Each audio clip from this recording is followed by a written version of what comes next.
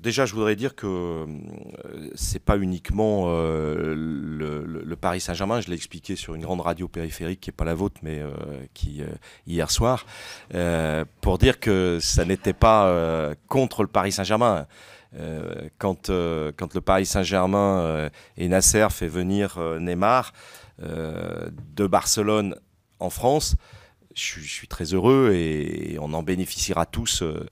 Bon, simplement, il faut aussi se garder raison. Et quand on a un budget pour un club français qui va tangenter à plus de 800 millions d'euros et que la moyenne des clubs de L1 est de 65 millions, même en n'étant pas sur une radio périphérique, on peut trouver ça quelquefois un peu, on va dire, déstabilisant pour l'ensemble du système.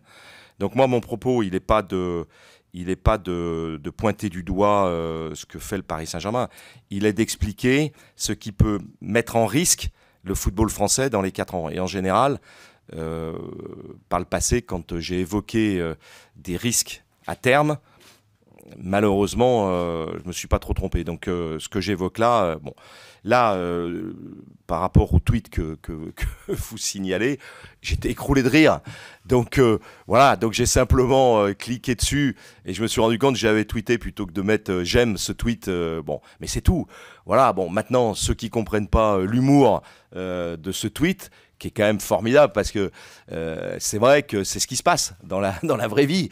Bon, donc c'est tout. Voilà. Bon, alors si ça a choqué, je m'en excuse auprès des âmes qui sont pas choquées par les insultes que je reçois tout au long de la journée, mais qui sont choquées par quelque chose d'humoristique. Bon, moi je suis quelqu'un de tourné vers la jeunesse et quelqu'un qui trouve marrant un certain nombre de choses. Voilà, bon, non, je regrette pas. Je regrette d'avoir fait de la peine à des gens qui ne méritaient pas d'avoir de la peine, c'est tout. Donc voilà. Mais si vous êtes choqués, vous viendrez me voir après la conférence de presse. Je vous expliquerai pourquoi il ne faut pas l'être. Voilà. Par contre, sur le fond, c'est vrai que quand on fait une location avec une option d'achat de 180 millions, bon, moi j'ai été élevé comme tout le monde dans un milieu assez rigoureux. Avec, je m'interroge parce que je me dis, mais pourquoi faire ce système-là? Et quand je me pose la question, je me dis que c'est probablement pour contourner un règlement. S'il y a des gens suffisamment stupides pour accepter que le règlement soit contourné, c'est vers les gens qui acceptent que le règlement soit contourné qu'il faut se tourner. Pas vers moi, ni vers Nasser. Nasser, je l'ai dit aussi et je le redis devant tout le monde, il a raison de faire ce qu'il fait, puisque tout le monde le laisse faire.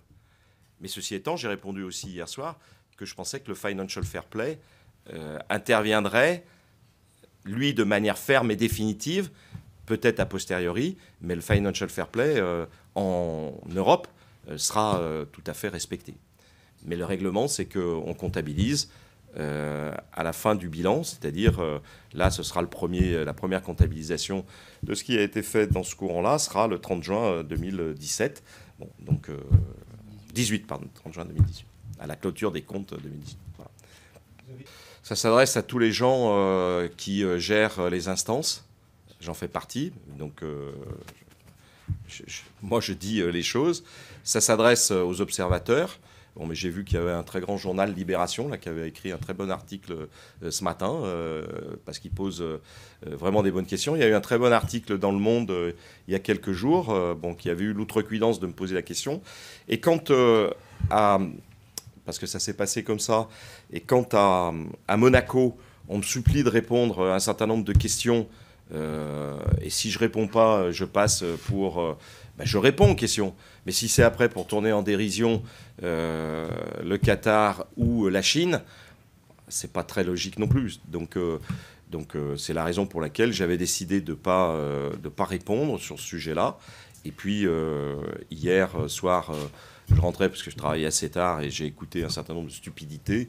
Donc j'y ai répondu en direct pour pas laisser penser qu'en plus, j'avais pas la force ni l'intelligence de pouvoir dialoguer avec des gens qui se croient effectivement plus informés du football que je ne le suis, avec les 30 ans d'expérience que j'ai sur le terrain. Voilà. Bon, excuse-nous, Tchèque, c'était pas pour toi. C'est pas grave. C'était pas grave. Mais tu verras qu'en France, on parle de football aussi. Hein.